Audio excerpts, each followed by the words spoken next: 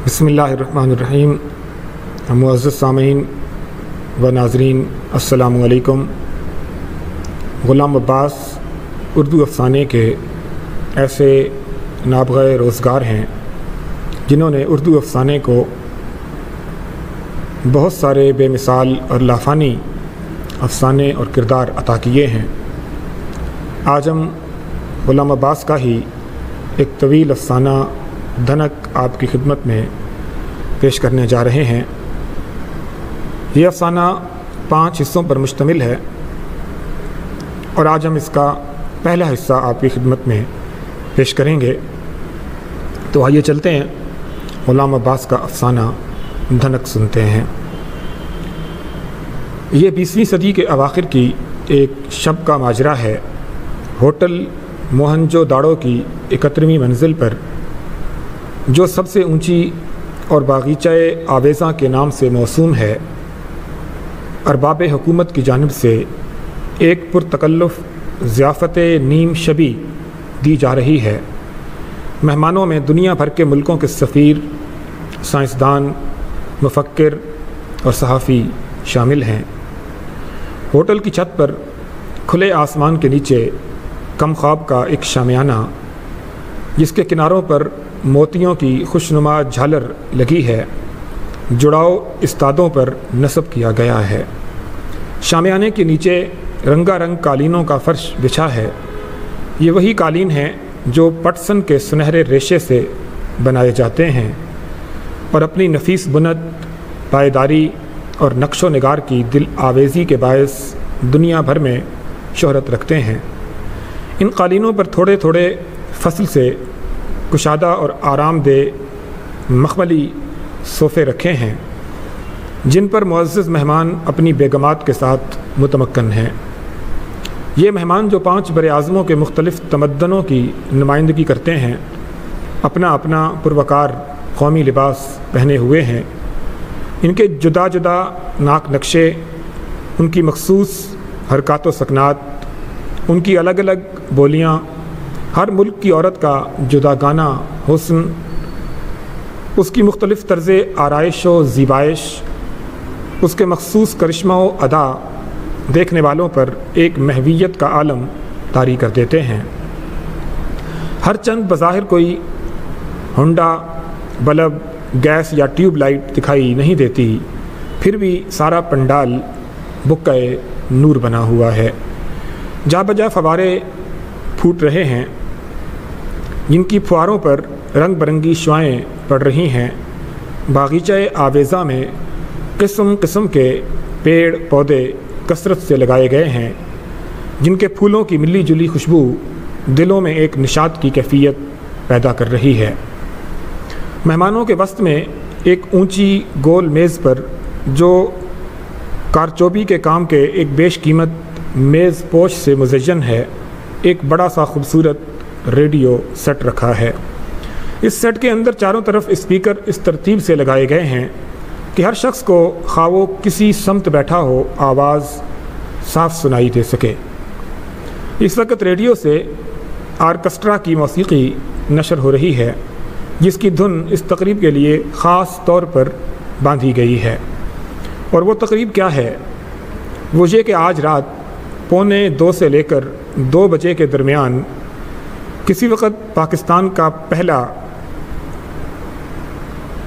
खला पैमा चांद पर उतर जाएगा और उसकी इस बेनज़ीर कामयाबी का हाल और चांद पर उसके मुशाहिदात बराह रास्त उसी की ज़बान से नश्र किए जाएंगे।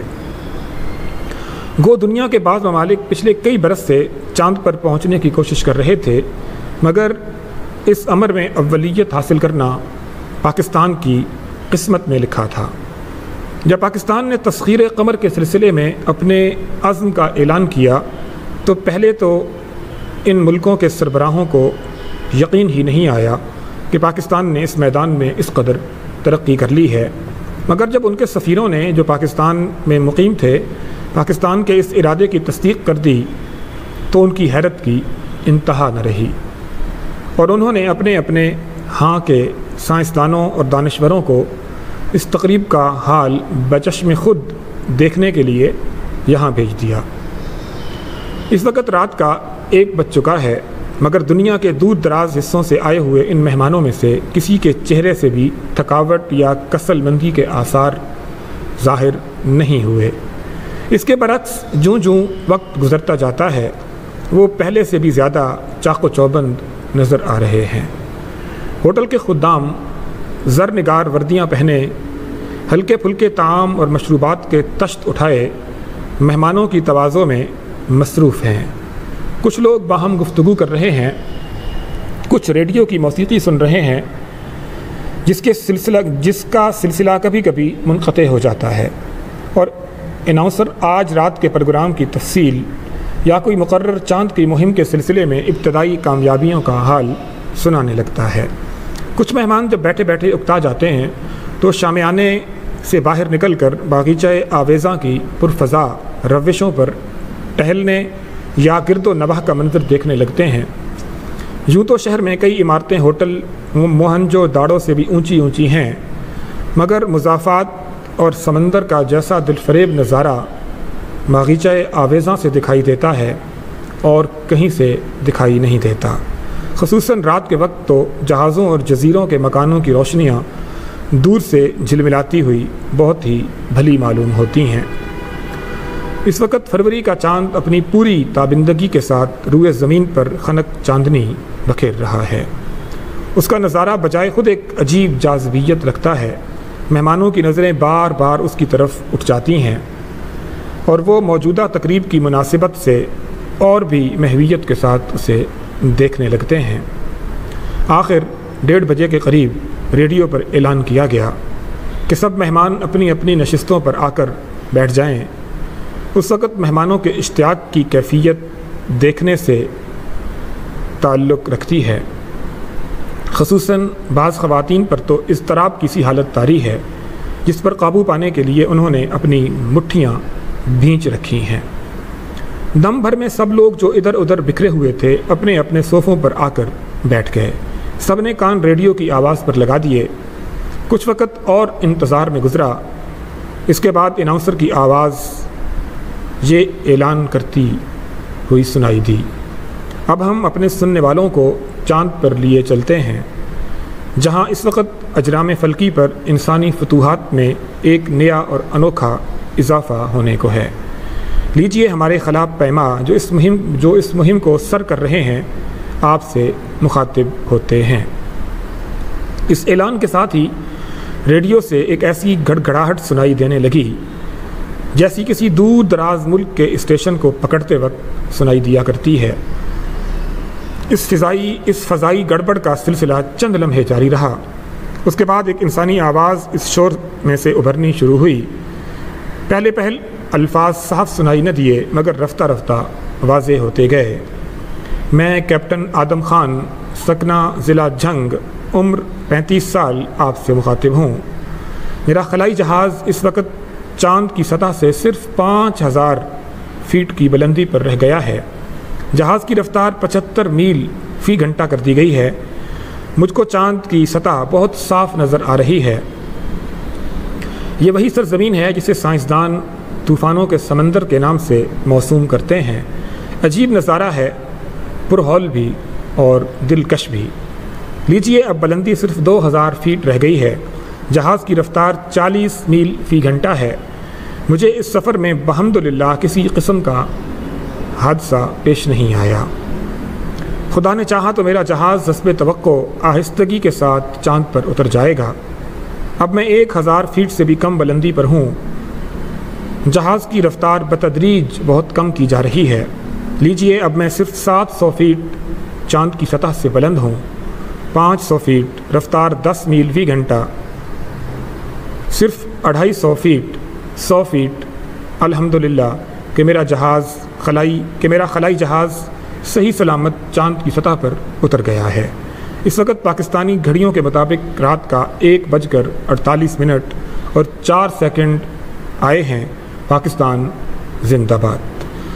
جلسے کے تمام شرکا نے جو دم سادھے بیٹھے تھے اور جن کے دل کی دھڑکن پل پل میں تیز سے تیز تر ہوتی جا رہی تھی، ایک ساتھ اطمینان کا لمبا سانس لیا۔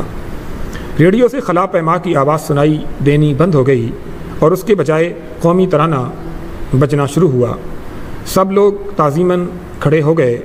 جب ترانہ ختم ہوا تو جلسے کا پنڈال تالیوں کے شور اور نعرہ ہائے تحسین و آفرین سے گونج اٹھا۔ غیر ملکی سفیر، سائنسدان اور اہل دانش اپنی نشستوں سے اٹھ کر ارباب حکومت کے پاس جانے لگے اور ان سے مصافحہ کرنے اور انہیں مبارکباد دینے لگے۔ یہ سلسلہ کچھ دیر جاری رہا۔ اس کے بعد ریڈیو سے پھر پہلے کی طرح گھڑگھڑاہٹ سنائی دینے لگی۔ سب مہمان جلدی سے پھر اپنی اپنی جگہ آ بیٹھے۔ کیپٹن آدم خان کی آواز پہلے سے بھی زیادہ صاف سنائی تھی۔ ابھی ابھی میں نے اپنا قومی پرچم طوفانوں کے سمندر کی سرزمین پر گاڑ دیا ہے۔ چاند کی سطح جمی ہوئی بھوبل کی طرح ہے، کہیں سخت کہیں نرم، مگر اس میں پاؤں نہیں دھستے۔ جا بجا دراڑیں اور گڑھے ہیں، کہیں کہیں یہ گڑھے بہت بڑے بڑے ہیں، جیسے آتش فشاں پہاڑوں کے دہانے ہوں۔ پرچم گاڑنے کے مقدس فریضے سے فارغ ہو کر میں نے سب سے پہلے اس کے سائے میں اس خداوند لم یزل کے حضور نماز شکرانہ ادا کی، جس کے فضل و کرم سے آج ہمارے ملک نے اپنا صحیح مقام پا لیا ہے اور اب وہ دنیا کے سب سے زیادہ ترقی یافتہ اور طاقتور ممالک کی صف میں شامل ہو گیا ہے۔ پاکستان پائندہ باد۔ جلسے کا پنڈال ایک مرتبہ پھر نعرہ ہائے تحسین و آفرین سے گونج اٹھا۔ جب شور تھما تو خلا پیما کی آواز یہ کہتی ہوئی سنائی دی، آپ کو یہ تو معلوم ہی ہوگا کہ چاند میں 2 ہفتے کا دن ہوتا ہے اور 2 ہفتے کی رات۔ یہاں اس وقت دن ہے جس کو شروع ہوئے ہمارے حساب سے تقریباً 36 گھنٹے گزر چکے ہیں۔ میرے پاس اتنی آکسیجن موجود ہے کہ میں یہاں چاند کا پورا 1 دن بسر کر سکوں، اور میرے خلائی جہاز میں اتنا ایندھن ہے کہ مجھے بفضل خدا خیر و عافیت کے ساتھ وطن پہنچا سکے۔ لیجئے اب میں آپ سے یہاں کے گرد و پیش کے حالات اور اپنے مشاہدات بیان کرتا ہوں۔ حاضرین و سامعین، غلام عباس کے افسانے دھنک کا یہ پہلا حصہ آج ہم نے آپ کے سامنے پیش کیا ہے۔ انشاءاللہ اس افسانے کے دوسرے حصے کے ساتھ آپ کی خدمت میں حاضر ہوں گے۔ تب تک کے لیے اجازت دیجیے۔ اللہ حافظ۔